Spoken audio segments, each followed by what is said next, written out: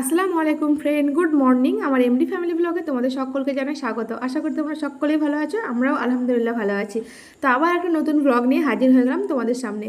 তো ওই দেখো, মেয়ে আমি উঠে গেছি, আর এই তো সকাল বিছনা টিছনা একদম ঝেড়ে সব কমপ্লিট করে দিয়েছি। শুধু এখন মেয়েকে ব্রাশ ট্রাশ করানো বাকি আছে। তো চলো বাকি কাজগুলো এখন করে নিই। আর দেখো, এদিকে চা বসিয়ে দিলাম আমাদের জন্য, মেয়েকে ব্রাশ করানো হয়ে গেল। তো দেখলাম যে সবাই যখন উঠে পড়েছি তখন আমাদের চাটাও বসিয়ে দিই। তো দেখো চা কিন্তু ফুটে গেছে। আর তোমাদের দাদাভাই ঢুকেছে বাথরুম। তো আর মামুনিও উঠে গেছে, মেয়ে সবাই সবাই উঠে গেছে বাড়ির। সকাল সকাল উঠে গেছি, কারণ আজ থেকে তো নিজেকেই সব কিছু কাজ টাজ করে নিতে হবে, ওই জন্য সকাল সকাল উঠে গেছি। এদিকে দেখো মেয়ের জন্য খাবার তৈরি করে ঢেকে দিয়েছি, এদিকে তোমাদের দাদাভাইয়ের জন্য আলু ভাজা হচ্ছে। আর চলো এখন মেয়ের খাবারটা ঠান্ডা করে নিই, তারপরে ওকে মামুনি নিয়ে যাবে ছাদ। প্রতিদিনকার রুটিন যেটা হয়, মামুনি ওকে ছাদে নিয়ে গিয়ে খাওয়াই, তারপরে তখন আমরা খাই। তো ওই জন্য দেখো বাটিতে ঠান্ডা পানি নিয়ে নিয়েছি, দিয়ে খাবারটা বসিয়ে এখন ঠান্ডা করে নিচ্ছি। তো এই দেখো বন্ধুরা, আমার মেয়ে খেয়ে নিয়েছে। তো মেয়েকে মামুনি খাইয়ে দিয়েছে, দেখো ওর পাপার সঙ্গে বসেছে পাপাকে খাওয়াবার জন্য।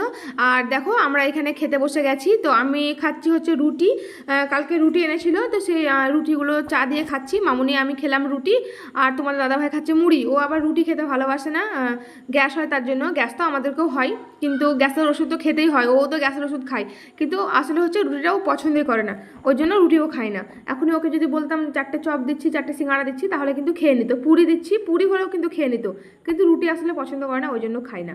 তো ওর জন্য আলু ভেজেছে আজকে, ঘুগনি কিচ্ছু করিনি। তো দেখো আমি খেয়ে নিচ্ছি রুটি, আর ওর সঙ্গে এখন কথা বলছি। আর কথা হচ্ছে সেটা, ওকে দেখো খেতে বললাম, একটা রুটি নিতে বললাম জোর করে, তো নিচ্ছে না কিছুতেই। আর কথা বলছে যে কালকে ওই বাড়ি যেতে হবে, কারণ যেতে হবে তার কারণ আছে। কালকে ওই বাড়িতে মলবির পালি, তো সেদিন দেখলাম আমাদের ঘরে ছিল মলবির পালি, আর কালকে আছে ওই বাড়িতে পালি। তাই বলছে যে সকাল সকাল যেও কালকে, ওই বাড়িতে মলবির পালি আছে, তো রান্নাবান্না করতে হবে সেটাই। তো আমি বললাম যে ঠিক আছে তাই করব। সকাল সকাল বলতে একদম ভোরবেলাতে উঠে যেতে পারবো না, মেয়েকে আগে খাওয়াবো দাওয়াবো, গোসল টোসল করে নেবো, তারপরে যাব। কারণ ওখানে আমি আজ পর্যন্ত কোনোদিন গোসল করিনি ওই বাড়িতে, সত্যি কথা বলছি। তো গোসলটা করেই বেরোবো, তাহলে আমার কোনো ঝামেলা থাকবে না। আর মেয়েকে কালকে মুছু মুছু করে দেবো, মেয়েকে কালকে গোসল করাবো না, তাহলে আজকে মেয়েকে গোসল করে দেবো, যাতে কালকে আর গোসল না করাতে হয়। ওই জন্য ওকে আজকে ভালো করে গোসল করিয়ে দেবো। আর ওই বাড়িতে গিয়ে মেয়েকেও গোসল করায় না, বাড়ি থেকে করিয়ে নিয়ে যায়, যদি একটু দেরি করে যায় তাহলে। তো যেহেতু দেরি করে যাব না, বলছে সকাল সকাল বেরোবো, সকাল বলতে তাও 9টা ধরে রাখো, তো ওই 9টার সময় বেরোবো। তো ওই জন্যই এখন কি করব, যেতে হবেই। আর আজকে আমিও সকাল সকাল আমরা বাড়িতে উঠেছি, দেখো ওকে টানছি কেন জানো, ওর পাপার আলু ভাজাটাকে নিয়ে চলে যাচ্ছে, খেতে দিচ্ছে না ওকে মুড়ি, তার জন্য আমি ওকে টানতে গেলাম। আর খাবেও না, বাইরে গিয়ে ফেলে দিবে, তাই ওকে বলছিলাম যে খেতে দে, ফেলিস না। আর এই দেখো চলে এসছে সবজিওয়ালা কাকু, তো এখন ভেন্ডি নেবো বলে চলে এলাম, কিন্তু ভেন্ডির দাম একদম আকাশ পাতাল, তার জন্য নিলাম।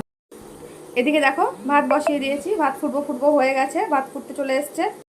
আর আমি এখন বসে গেলাম সবজি কাটতে। তো সকালে এখন খুব একটা বেলা হয়নি, তো যেহেতু কাজে দিদি আর আসবে না, তোমাদেরকে তো কালকে বলে দিয়েছি যে আজ থেকে আর কাজে দিদি আসবে না, কারণ ও অনেকগুলো বাড়ি পাচ্ছে না, 2-1টা বাড়ি করে ওর পোষাবে না, যেহেতু ওর পয়সার খুব দরকার, ওই জন্য তো কাজ করছে।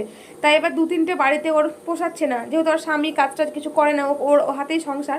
ওই জন্য বলছে যে শুধু শুধু খরচা করে এসে আমার আর কোনো লাভ নেই। তো যাজ্ঞা কালকে তোমাদেরকে এই কথাগুলো সবই বলেছি দেখো। ওই জন্য দেখলাম যে না, আর কারো গরম দেখবো না, নিজেদের কাজ নিজেদেরই করতে হবে। যদি একটু সকাল সকাল উঠে সব কিছু করে নিই তো অবশ্যই হয়ে যাবে, মানে পারবো না এমন কিছু তো নয়, চেষ্টা করলে সব কিছুই পারা যায়। আর আমরা তো মেয়েরাই তো ঘরের কাজ করে। তো দেখো অনেকগুলো পটল ছিল, তোমরা দেখেছিলে, তার জন্য দেখো পটল বার করে নিয়েছি, এখন প্রতিদিনই খাবো পটল ভাজা। আর পটল ভাজাটা খেতে আমাকে কিন্তু সত্যি খুব ভালো লাগে, জানো তো। মানে ভাজা ভুজা তরকারিটা আমাকে খুব ভালো লাগে, ঘন্টটা অতটা ভালো লাগে না, মানে রান্না তরকারি ভালো লাগে না। হ্যাঁ, রান্না আমার একটাই ভালো লাগে, সেটা হচ্ছে ডিম আলু কষা কষা, বা ডিম আলুর ঝোলও বলতে পারো, সেটাও আমাকে ভালো লাগে। কিন্তু ওই আমাকে মানে ওই অনেকগুলো ঘন্ট মন্ট চন্ট এসব সত্যি খেতে ভালো লাগে না। তো দেখো এখন মেয়ের সঙ্গে কথা বলছিলাম, মেয়েকে একটু বকাবকি করেছিলাম, তো তার জন্য মেয়ে একটু রাগ করেছিল, তাই ওকে একটু আদর করছিলাম, দিয়ে ডাকলাম আমি। তো ও আসছিল না কিছুতেই, তারপরে এসে দেখো আবার একটা হামু দিয়ে দিল। আর দেখো মেয়েকে বললাম যে আলু এনে দাও, তো আলু এনে দিয়েছে। তো দেখতে পাচ্ছ তো আলুগুলো কেমন পচা, মোটা আলুগুলোই কিন্তু পচা। আর এখন আলু সত্যি দাম খুবই, 30 টাকা কিলো আলু আমাদের এখানে। তোমাদের দিকে কত জানি না, অবশ্যই কমেন্টে জানাবে। তো 30 টাকা আলু কেজি যদি এরকমভাবে পচা বেরোয়, তো গায়ে তো লাগবেই বলো। তো ভাতে আলু দিয়ে দেবো, মাছ আছে আজকেও কিন্তু, তো মাছও হবে। আর পটল ভাজা হবে, ভেন্ডি হবে, আর আলু ভর্তা হবে, এটাই হবে তরকারি আজকে। আর মেয়ের জন্য কোনো তরকারিতে ঝাল টালও খাই না, আর এই গরমের জন্য এইভাবে আমরা হালকা পাতলা তরকারিটাই খাই। আর কিছুদিন থেকে মাংস খাচ্ছি না কোরবানির পর, আর ইচ্ছে করছে না যে মাংস খাই। তাও কোরবানির পর চিকেন খেয়েছিলাম শুধুমাত্র মেয়ের জবরদস্তির জন্য। তো মানে সত্যি বলছি তোমাদেরকে, মানে ভালোই লাগছে না যে মাংস খাই। মাছটাই মনে হচ্ছে খেতে ভালো লাগছে, যেহেতু মাছটা মনে হয় ঠান্ডা তরকারি বলে মনে হয় মাছটাকে, ওই জন্য মাছটাই মনে হচ্ছে ভালো লাগছে। আর চিকেন খেতে সত্যিই ভালো লাগছে না।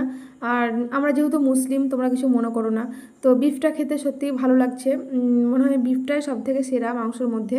আর চিকেন টিকেন এগুলো ভালো লাগছে না এখন আপাতত খেতে। ভালো একদমই যে লাগবে না সারা জীবনে সেটা নয়, আপাতত এখন খেতে ইচ্ছে হচ্ছে না। এই গরমের মধ্যে মনে হচ্ছে এই মাছের পাতলা পাতলা ঝোল এটাই খেতে খুব ভালো লাগছে। আর দেখো ওইদিকে পটল ভাজা, দিকে যে কটা এঁঠো বাসন আছে সেগুলোকে এখন ধুয়ে নিচ্ছি, কারণ এই বাসনগুলো আর তো মানে রাখবো না জমিয়ে। এখন নিজেদের কাজ নিজেদেরকেই মানে তাড়াতাড়ি করে নিতে হবে, চেষ্টা করতে হবে যাতে তাড়াতাড়ি হয়ে যায়। আর বেকার জমিয়ে রেখে আর তো কোনো লাভ নেই। এখন যা যা কাজ করব, যতটা এঁঠো হবে ততটা জমিয়ে নেব।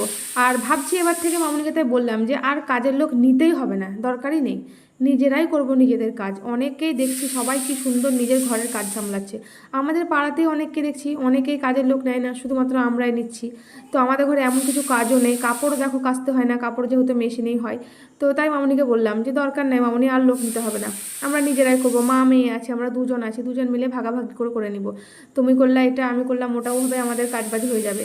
তো মামুনি বলছে দেখা যাক কদিন করতে পারি, দুদিন করে তো আবার শরীরটা খারাপ হয়ে যায়, তখন নিতেই হয়, কিছু করার নেই। তখন ঠিক আছে, একসঙ্গে তো দুজনের শরীর খারাপ হবে না, কখনো আমার কখনো তোমার, তো একে অপরকে আমরা দেখবো। তো দেখি কতদিন পাচ্ছি মনের বল শক্তি মানে এভাবে ধরে রাখতে। তো দেখো কথা বলতে বলতে কিন্তু পটল ভাজাটা আমার কমপ্লিট, আর গ্যাসটাকেও আমি মুছে নিলাম। একদিকে রান্না হচ্ছে, একদিকে গ্যাসটাকেও মুছে নিচ্ছি, তাহলে পরিষ্কার হয়ে থাকবে, বেশি নোংরা হবে না। আর ওদিকে মাছটা হচ্ছে, মাছটা এখনও হয়নি। মাছটা হয়ে গেলে গ্যাসটাকে বন্ধ করে দেবো। তারপরে আবার ঘর বাড়ি সব ঝাড় দিতে আছে। মানে সকালে ঝাড়টা দিইনি, রাত্রে ঝাড় দিয়ে রেখেছিলাম, আর সকালে ঝাড় দিইনি। মামনিকে বললাম যে রাত্রে একবার ঝাড় দেবো আর সকালে একবার ঝাড় দেবো, তো রান্না করার পর ঝাড় দেবো। যেহেতু রাত্রে ঝাড় দিয়ে রাখলে সকালবেলায় অত নোংরা হয় না। ও মানে রাত্রে ধরো সব কিছু করার পর ঝাড় দিয়েছিলাম, খাওয়া দাওয়ার পর, তো ঘরটা পরিষ্কারই আছে। সকাল সকাল না দিলেও কোনো ব্যাপার নেই। তো বললাম একদম রান্না বান্না হবে তখন ঝাড়ফাট দিয়ে নেব। আর আজকে আর মুছতে পারবো না, যেহেতু হাত দিয়ে মুছতে অত মানে বাড়ি সব বারান্দা টান্দা মুছতে একটু কষ্ট হবে। তো লাঠি বাজার থেকে গিয়ে কিনে আনবো, তারপর থেকে তখন মোছামুছিটা শুরু করবো।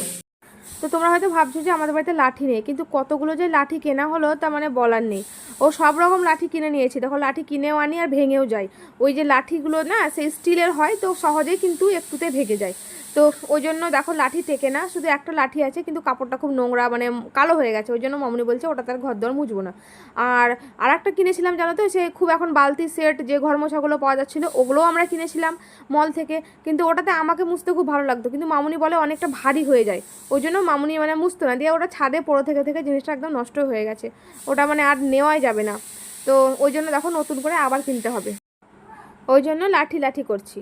তো যা হোক আবার নিয়ে আসতে হবে। লাঠিগুলোর দাম বেশি নয়, 100 না 150 টাকা নেয়, এরকম সিম্পল যে লাঠিগুলো হয় সেইগুলোই। তো ওইগুলোই নিয়ে আসবো ভাবছি, তখন কবে যাব দেখি, দেখার কোনো ঠিক নেই। আর দেখো রান্নাবান্না তো হয়ে গেল, দেখতে পেলে 11:30 বেজে গেছে। তো মেয়েকে দিলাম একটা আপেল ছিলে হাতে ধরে দিলাম, কলাটা এখন খেতে চাইছি না, যখন যেটা ইচ্ছা হয় তখন সেটা খাই। আর আপেল খেতে খেতে বলছে এখন টিভি লাগিয়ে দাও, কার্টুন দেখবো। তার জন্য দেখো কার্টুনটা লাগিয়ে দিলাম। আর এখন আমাদের ওয়াইফাই সেটটা নেই, হ্যাঁ, তার জন্য আমি মোবাইল থেকে হটস্পট দিয়ে টিভিটা লাগিয়ে দিলাম ওকে এখন। আর এখন ঝাঁট দিয়ে নেব, যে তোমাদেরকে তো বললাম যে রান্না বান্না হবে তারপরে ঘর দোয়ার ঝাঁট দেবো।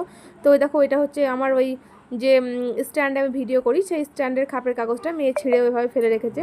আর বাইরে মামি গল্প করছে, তো আমিও মামির সঙ্গে তখন একটা কথা বললাম। আর চলো এখন ঝাড় দিয়ে নেবো ভালো করে, ঘর দেওয়ার যা আছে বারান্দা টারান্দা সবগুলোই ঝাড় দিয়ে নেব। তো সেরকম ময়লা নেই দেখো, কারণ এই আমাদের যে রুম দুটো থাকি মামুনি আমি, ওই দুটো কিন্তু বারবার ঝাড় দেওয়া হয়, কারণ মেয়ে ছোটো তো নোংরা করে এটা সেটা ফেলে, ওই জন্য বারবার ঝাড় দেওয়া হয় সারাদিনের মধ্যে। তো বেশি নোংরা নেই ঘরের মধ্যে। তো চলো আমি এখন ঘরগুলো সব ঝাড় দিয়ে দিই। তো ঘরগুলো বন্ধুরা সব ঝাড় দেওয়া হয়ে গেল, এখন চলে এলাম উঠোনটা। তো উঠোনটা মামুনি সকালেই ঝাড় দেয়, কিন্তু আজকে ঝাড় দেয়নি, তার কারণ হচ্ছে বৃষ্টিতে পুরো উঠোনটা আমাদের ভিজে ছিল, ওই জন্য সকালে ঝাড় দেয়নি। তো আর বলছিল যে আমি ঝাড় দিয়ে দিচ্ছি, কিন্তু আমি বারণ করলাম যে তোমাকে দিতে হবে না, দাও আমি ঝাড় দিয়ে দিচ্ছি একদম, ঘরটা তখন দিয়ে দিলাম, তখন আমি উঠোনটাও দিয়ে দিই। তো ওই দেখো ওখানে একটু পানি দিয়ে দিলাম। আর এখন বর্ষাকাল, তোমাদেরকে দেখালে আমি একটা ভিডিওতে আমার যে প্রচণ্ড জোঁক সাপ এখানে কিন্তু আমাদের ঘরের চারিপাশে আড্ডা। তো দেখো দেওয়ালে দেওয়ালে সব জুক টুক লেগে থাকছে, মানে কি বলবো, পাটা ফেলছি তো ভয় লাগছে। তো ওই দেখো ওখানে অনেকটা কাদা কাদা জমে আছে, তো সেখানে আমি আর এই যে শিলনোড়া দেখলে তো আমি হাতটা কেন করলাম, তো সাইডে জানো তো ওই জুকগুলো লেগেছিলো, তো ভয়ে ভয়ে শিলনোড়াটাকে আমি এখন ওইভাবে রেখে দিলাম। আর সাবানের মধ্যে অনেক পানি ঢুকেছিল, তো সেটাও ফেলে দিলাম ওখানে। দেখো শিলগুলোতে আমি পানি দিয়ে দিয়ে জোকগুলোকে ছাড়াবার চেষ্টা করছি। আর এগুলো কিন্তু সেই চায়না জোক টাইপের, সাদা সাদা জোক, তোমাদের দেখিয়েছিলাম, ওই কালো যেগুলো রক্ত খায় ওইগুলো না। তো চলো, পুরো উঠোনটাকে কিন্তু আমি ধোবো না, মামনি বারণ করছে, কারণ আবার বৃষ্টি আসতে পারে, তখন ধোয়া হয়ে যাবে বৃষ্টিতে। তো নোংরাগুলো একটু ঝাড় দিয়ে দিই পরিষ্কার করে। তো দেখো অনেকগুলো পাতাও পড়েছে, যেহেতু আমাদের এখানে কদম গাছ আছে, তো কদমের পাতা পড়েছে অনেক, তো সেগুলোকে এখন ঝাড় দিয়ে দিচ্ছি, একটু পরিষ্কার পরিচ্ছন্ন থাকলে দেখতেও ভালো লাগবে। আর এই দেখো সামনে গেটের ওখানে আমাদের জায়গাটা একটু ঢাল, তো ওই জন্য ওখানে কিন্তু অনেকটা পানি জমা হয়ে থাকে। তো ঝাটফাট দিয়ে সব পানিগুলোকে একদম গেটের বাইরে করে দিব। তাহলে আর এই যে কাজে যা দেখতে পাচ্ছ দেওয়ালে, দেখো দেওয়াল না, ওটা সরি ওটা পাতা লেগে আছে, ওটা জোক নয়। তো যাই হোক, তো গেটের সামনে অনেকটা দেখো নোংরা, মানে যে কাজ করতো মেয়েটা, ও নোংরা টোংরাকে ফেলে রেখে দিয়েছিলো, মানে গেটের সামনেটা কোনোদিন ঝাড় দিত না। তো দেখো আমি ওই দিক থেকে একটু পানি দিয়ে দিলাম, পানি দিয়ে এখন ভালো করে ওই সাইডটা ধুয়ে নিচ্ছি। যেহেতু সাবানের পানিটা ফেললাম, ওই জন্য ওই জায়গাটা স্লিপ হয়ে যেতে পারে, মানে আমরাই পড়ে যেতে পারি ভুল করে আবার। তো দেখো পানি দিয়ে ওগুলোকে সব নিয়ে চলে এলাম, আর পানিটাকে এখন গেটের বাইরে পাস করে দেবো। তারপরে ওই সামনেটাকেও আমি এখন ভালো করে ঝাড় দিয়ে দেবো।